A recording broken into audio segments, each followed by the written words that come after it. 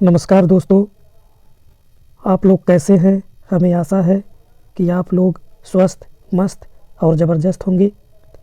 आप सभी लोगों का टी एग्ज़ाम परीक्षा में स्वागत है। आज हम लोग आपके समक्ष प्राचीन इतिहास के ताम्रपाषाण युग के 15 MCQ का डिस्कशन करेंगे जो प्रतियोगी परीक्षा में पूछा जाता है। अतः बिना किसी देरी के हम क्लास को शुरू करते हैं। क्वेश्चन नंबर पहला है निम्नलिखित में से किस राज्य में ताम्रपाषाण संस्कृति कभी नहीं विकसित हुई है। ऑप्शन पहला है राजस्थान, बी है मध्य प्रदेश, सी है बिहार, डी है गुजरात। चलिए आप सभी लोग बताइए इसमें से कौन सा ऑप्शन सही होगा। तो ऑप्शन नंबर सी सही हो जाएगा, बिहार नहीं है। बाकी राजस्थान है, मध्य प्रदेश है और गुजरात है। तो आइए हम कुछ इसका स्पष्टीकरण देखते हैं। स्पष्टीकरण में दिया है इनमें से अधिकांश ताम्रपाषाण संस्कृतियां राजस्थान, मध्य प्रदेश, गुजरात और महाराष्ट्र के अर्धशुष्क क्षेत्रों में विकसित हुई। कायथा संस्कृत की बस्तियां संख्या में कुछ ही हैं जो ज़्यादातर चंबल और उसकी सहायक नदियों पर स्थित हैं। आइए हम लोग नेक्स्ट क्वेश्चन पर चलते हैं। क्वेश्चन नंबर 2 पे चलते हैं। क्वेश्चन नंबर 2 है निम्नलिखित में से कौन सी बस्तियां मालवा ताम्रपाषाण संस्कृति से संबंधित नहीं है। पहला है नवदा टोली, बी है जोरबे, सी है एरन, डी है नर्मदा। तो इनमें से कौन सा ऑप्शन सही हो जाएगा। चलिए आप सभी लोग बताइए। तो इसमें से आपका नवदा टोली भी है, एरन भी है, नर्मदा भी है, आपका जोरबे नहीं है और यही ऑप्शन आपका सही हो जाएगा। आइए हम कुछ इसका स्पष्टीकरण देखते हैं। स्पष्टीकरण है कि नवदा टोली लगभग 10 हेक्टेयर में फैला है और यह देश की सबसे बड़ी ताम्रपाषाण बस्तियों में से एक है। यह देखा गया है कि इनमें से कुछ स्थल किलेबंद थे और नागदा में मिट्टी ईंटों का एक भी गढ़ भी था। 3 पर आते हैं। क्वेश्चन नंबर 3 है रंगपुर संस्कृत स्थल निम्नलिखित में से किस नदी के तट पर स्थित है।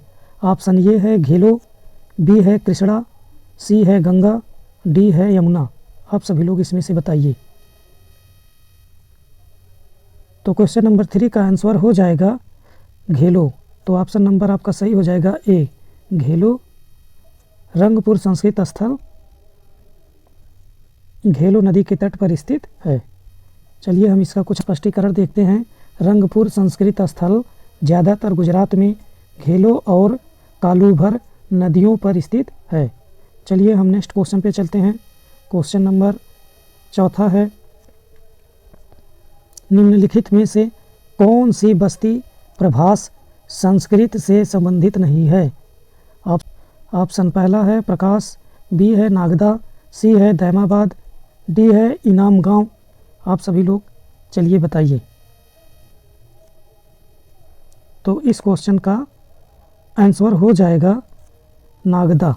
कौन सा हो जाएगा, बी ऑप्शन नागदा सही हो जाएगा। चलिए आइए हम इसका स्पष्टीकरण देखते हैं।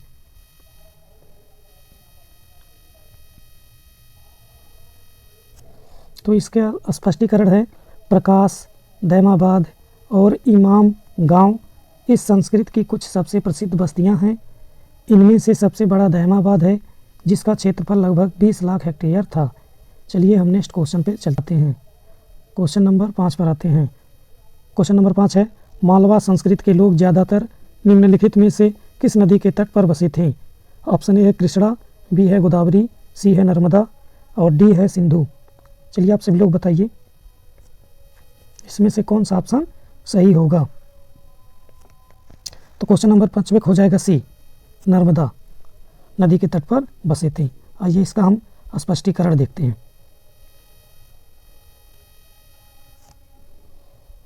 इसका स्पष्टीकरण है मालवा संस्कृत के लोग ज़्यादातर नर्मदा और उसकी सहायक नदियों के किनारे बसे थे।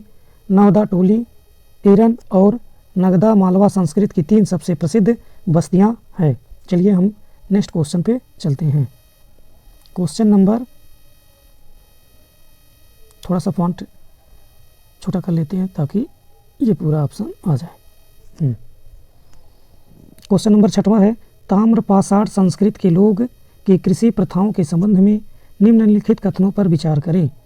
पहला है, लोग मवेशी पालते थे और साथ ही खरीफ दोनों फसलों की खेती करते थे। दूसरा है, मालवा के क्षेत्र में गेहूं और जौ उगाए जाते थे। तीसरा है, इनाम गांव और आहार से चावल पाए जाने की सूचना है। तो आप सभी लोग बताइए निम्नलिखित में से कौन सा से कथन सही है। ए, केवल पहला सही है। ऑप्शन बी, पहला और दूसरा सही है। ऑप्शन सी, दूसरा और तीसरा सही है। ऑप्शन डी, उपरोक्त सभी सही है। चलिए आप सभी लोग बताइए कौन सा ऑप्शन सही हो जाएगा। तो क्वेश्चन नंबर 6वें का ये सी ऑप्शन सही हो जाएगा। तीसरा और दूसरा सही है। तीसरा और दूसरा सही है। चलिए हम इसका स्पष्टीकरण देखते हैं। आइए हम इसका व्याख्या देखते हैं। लोग मवेशी पालते थे और साथ ही खरीफ और रबी दोनों फसलों की खेती करते थे। मालवा के क्षेत्र में गेहूं और जौ उगाए जाते थे। ये लोग ज्वार और बाजरा की खेती भी करते थे और इसी तरह कुल्थ, रागी, हरी मटर, मसूर और हरे और काले चने भी उगाते थे। चलिए हम नेक्स्ट क्वेश्चन पे चलते हैं। क्वेश्चन नंबर 7वां है, मनुष्य द्वारा प्रयोग की जाने वाली प्रथम धातु निम्नलिखित में से कौन सी थी। ऑप्शन पहला है रजत, दूसरा ऑप्शन है हीरा, तीसरा है तांबा, चौथा है लोहा। आप सभी लोग बताइए इसमें से कौन सा ऑप्शन सही हो जाएगा। तो ऑप्शन नंबर 3 सही हो जाएगा। कौन है? तांबा है। आइए हम इसका कुछ की पॉइंट्स देखते हैं जो एग्जाम में पूछे जाते हैं।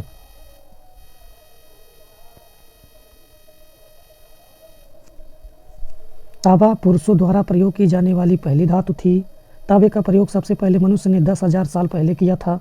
संभवतः तांबे को एक प्राकृतिक रूप से पाई जाने वाली देसी धातु के रूप में पाया जा सकता है जो कभी कभी जमीन पर बड़ी गांठों में पाई जाती है। लोगों ने इसे तांबे के औजार और अन्य चीज़ों में बनाना सीखा। हालांकि धातु के लिए यह काफ़ी नरम है। जब इसे आग पर पिघलाया गया तो लोगों ने मिश्र धातु, जिसे कांस्य कहा जाता है, बनाना सीखा, जो तांबे की तुलना में बहुत ही कठिन और मजबूत है। लोहा पृथ्वी पर सबसे प्रचुर मात्रा में पाई जाने वाली धातु है। ताम्रपाषाण या ताम्र युग नवपाषाण और कांस्य युग के बीच का माध्यमिक काल है। चलिए अब हम नेक्स्ट क्वेश्चन पे चलते हैं। क्वेश्चन नंबर 8 है। क्वेश्चन नंबर 8 है सती का सबसे प्राचीन प्रमाण डैश से प्राप्त होता है। पहला है भीमबेटका से, दूसरा है एरड़ से, तीसरा है आदमगढ़ से, चौथा है ग्यारसपुर से। चलिए आप सभी लोग बताइए कौन सा ऑप्शन सही हो जाएगा। तो क्वेश्चन का 8वां पहला हो जाएगा कि एरड़ में मिलता है। किस में मिलता है? ऑप्शन नंबर 2 सही हो जाएगा, एरड़ में मिलता है। चलिए हम इसका कुछ की पॉइंट्स देखते हैं। एरड़ मध्य प्रदेश भारत के सागर जिले में एक प्राचीन शहर और पुरातात्विक स्थल है। यह भारतीय राजवंशों के लिए प्राचीन टकसालों में से एक था। जैसा कि यहाँ खुदाई किए गए विविध सिक्कों से पता चलता है, स्थलों में 5वीं और 6वीं शताब्दी के गुप्त काल के मंदिर स्मारक हैं। विशेष रूप से मूर्ति के शरीर पर चित्रित ऋषियों और विद्वानों के साथ विशाल पत्थर का सुअर चिन्हित है। एरड़ में पाए गए शिलालेख पत्थर गुप्त साम्राज्य के इतिहास के कालक्रम के पुनर्निर्माण के लिए महत्वपूर्ण है। एरड़ या एराकीना प्रदेश या एरकीना विषय की राजधानी थी, जो गुप्त साम्राज्य का एक प्रशासनिक प्रभाग था। मध्य प्रदेश के भानुगुप्त के एरड़ स्तंभ शिलालेख से सती का पहला अभिलेखीय साक्ष्य मिला है। कुछ अभिलेख बताते हैं कि सती का पहला उदाहरण गुप्त काल में 510 ईस्वी में मिला है। आइए हम कुछ इसका एडिशनल इन्फॉर्मेशन देख लेते हैं। चलिए हम नेक्स्ट पेज पे चलते हैं।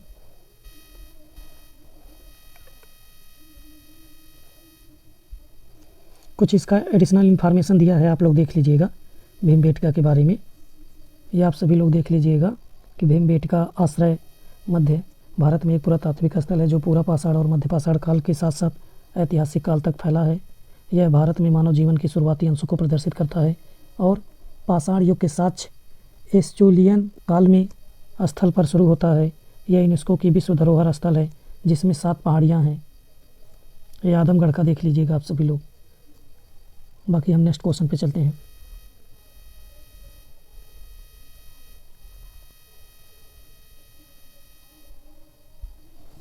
क्वेश्चन नंबर 9 है, सुमेलित करने के लिए दिया गया है कि सूची 1 का सूची 2 से मिलान कीजिए। सूची 1 है पुरातात्विक स्थल है जिसमें है ऑप्शन ए है जोरवे है, बी कायदा है, सी ओजियाड़ा है, डी रोजड़ी है। सूची 2 में क्षेत्र दिए गए हैं, उसको देख लीजिए। पहला है गुजरात है, दूसरा महाराष्ट्र है, तीसरा मध्य प्रदेश, चौथा राजस्थान है। अब इसमें नीचे दिए गए विकल्पों में से सही उत्तर चुनिए। पहला है ये आपका ए बी सी डी, और भी ये बी ऑप्शन है, ये सी ऑप्शन है, ये डी ऑप्शन है। तो आइए हम देखते हैं। जैसा कि हमको पता है कि ए ऑप्शन जोरवे ये कहाँ पाया जाता था, ये महाराष्ट्र में पाया जाता था। कायदा स्थल कहाँ पाया जाता है, कायदा ये मध्य प्रदेश में पाया जाता है। कहाँ पाया जाता है, मध्य प्रदेश में पाया जाता है। ओजियाड़ा कहाँ पाया जाता है, ये राजस्थान में पाया जाता है। रोजड़ी कहाँ पाया जाता है, ये गुजरात में पाया जाता है। तो हो जाएगा ए का दूसरा, बी का तीसरा, सी का चौथा और ए का पहला। तो कौन सा ऑप्शन सही है, ऑप्शन नंबर पहला यही सही है, ए, ये सही हो जाएगा। चलिए आइए हम इसका कुछ की पॉइंट्स देखते हैं। पहले इसको मिटा दें। ये आपका पुरातात्विक स्थल है, क्षेत्र है जोरवा। जोरवे संस्कृत वर्तमान भारत के महाराष्ट्र राज्य में स्थित है। एक चालकोलिथिक पुरातात्विक स्थल है। यह आगे मालवा क्षेत्र मध्य प्रदेश में उत्तर में फैला है। इसके शुरुआती चरण 1400-1000 ईसा पूर्व के हैं, जबकि इसके बाद के 1000 से 700 ईसा पूर्व के हैं। कायदा है, कायदा संस्कृत 2400 से 2000 BCE चंबल मध्य प्रदेश में स्थित है। इसकी सहायक नदियाँ चॉकलेट डिजाइनों के साथ ठोस लाल स्लीड वेयर की मुख्य विशेषता है।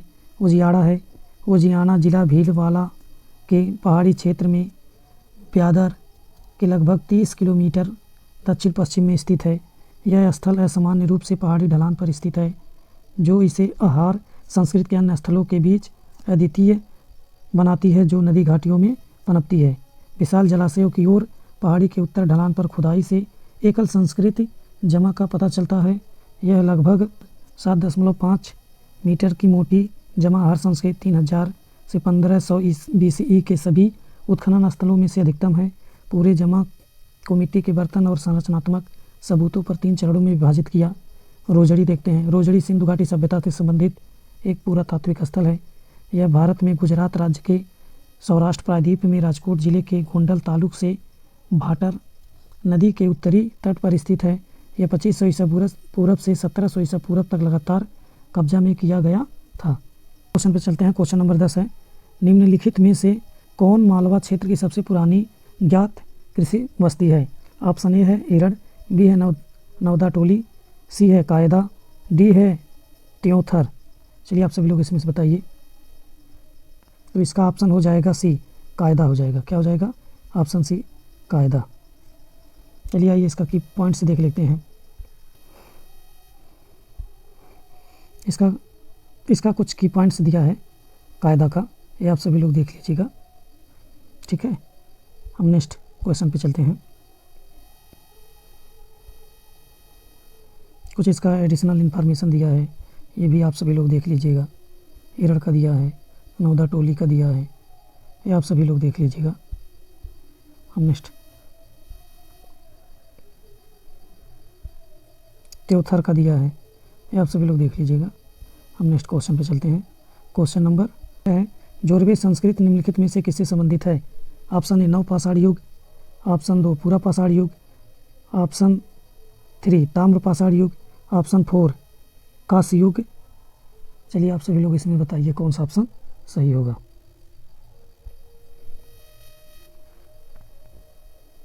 तो 11 क्वेश्चन का आंसर हो जाएगा ऑप्शन तीसरा ताम्रपाषाण युग हो जाएगा। चलिए आइए इस काम की पॉइंट्स कुछ देखते हैं। ये कुछ की पॉइंट्स दिया है, आप सभी लोग इसको देख लीजिएगा। हम नेक्स्ट क्वेश्चन पे चलते हैं। क्वेश्चन नंबर 12 है। क्वेश्चन नंबर 12 है, नौदा टोली नर्मदा के दक्षिण तट पर स्थित है, जो इसके सम्मुख है कौन सा स्थल सम्मुख स्थित है? पहला है होशंगाबाद, दूसरा है कायदा, तीसरा है महेश्वर, चौथा है नागदा। चलिए आप सभी लोग बताइए इसमें से कौन सा ऑप्शन सही होगा। तो 12 नंबर क्वेश्चन का हो जाएगा ऑप्शन तीसरा महेश्वर हो जाएगा। ठीक है, आइए इसका कुछ की पॉइंट्स देखते हैं। इसमें की पॉइंट्स में दिया है नौदा टोली। नौदा टोली मध्य भारत में मध्य प्रदेश में नर्मदा नदी पर स्थित एक आधुनिक गांव और एक ताम्र पाषाण युग की बस्ती को संदर्भित करता है। प्राचीन गांव 4 चरणों के माध्यम से बसा हुआ था, जिनमें से प्रत्येक को अलग अलग प्रकार के मिट्टी के बर्तन द्वारा परिभाषित किया गया था। चलिए हम लोग कुछ इसका एडिशनल इन्फॉर्मेशन है, आप लोग देख लीजिएगा। हम नेक्स्ट क्वेश्चन पे चलते हैं। क्वेश्चन नंबर 13 पर आते हैं। क्वेश्चन नंबर 13 कहता है, निम्नलिखित में से कौन आहड़ संस्कृत स्थलों से संबंधित नहीं है? पहला है गिलकुंड और दूसरा है बालाथल, तीसरा है लाछुरा, चौथा है बैराठ। चलिए आप सभी लोग इसमें से बताइए कौन सा ऑप्शन सही होगा। तो 13 नंबर का ऑप्शन हो जाएगा चौथा बैराठ। कौन सा हो जाएगा? बैराठ हो जाएगा। आइए हम इसका कुछ की पॉइंट्स देखते हैं।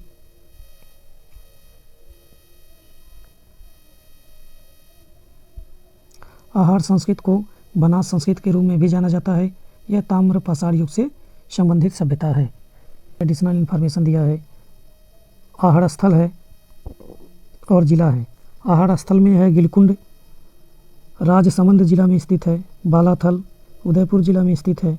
लाछुरा भीलवाड़ा जिला में स्थित है। उजियाना भीलवाड़ा जिले में स्थित है। गणेश्वर सीकर जिले में स्थित है। चलिए अब हम नेक्स्ट क्वेश्चन पे चलते हैं। क्वेश्चन नंबर, निम्नलिखित में से कौन सा कथन भारत की ताम्रपाषाण संस्कृति के बारे में सही नहीं है? पहला है, वे मुख्य रूप से पहाड़ी और नदी क्षेत्रों में रहने वाले समुदाय थे। दूसरा है, वे ज़्यादातर पत्थर और तांबे की वस्तुओं और कभी कभी निम्न श्रेणी के कांस्य का इस्तेमाल करते थे। तीसरा है, उनकी एक बड़ी संख्या हड़प्पा संस्कृति के अंत के बाद दिखाई दी। चौथा है, वे गंगा यमुना दोआब हिमालय की तलहटी तक ही सीमित थे। चलिए आप सभी लोग बताइए इसमें से कौन सा ऑप्शन सही होगा। तो क्वेश्चन नंबर 14वें का ऑप्शन, वे मुख्य रूप से पहाड़ी नदी में रहने वाले समुदाय थे, ये आपका सही हो जाएगा। वे मुख्य रूप से पहाड़ी और नदी क्षेत्रों में रहने वाले समतल पत्थर और तांबे की वस्तुएं और कभी कभी निम्न श्रेणी के कांस्य का इस्तेमाल करते थे, ये भी सही है। उनकी एक बड़ी संख्या हड़प्पा संस्कृति के अंत के बाद दिखाई दी, ये भी सही है। वे गंगा यमुना दोआब और हिमालय की तलहटी तक ही सीमित थे, ये ऑप्शन गलत है और ये ऑप्शन गलत है और यही ऑप्शन क्या हो जाएगा? सही हो जाएगा। वे गंगा यमुना दोआब और हिमालय की तलहटी तक ही सीमित थे। यहाँ क्वेश्चन क्या पूछा है आपका? क्वेश्चन पूछा है कि ताम्रपाषाण संस्कृति के बारे में सही नहीं है और यही ऑप्शन आपका सही हो जाएगा। चलिए हम इसका कुछ की पॉइंट्स देखते हैं।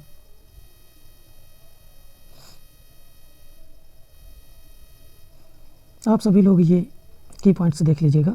हम नेक्स्ट क्वेश्चन पे चलते हैं।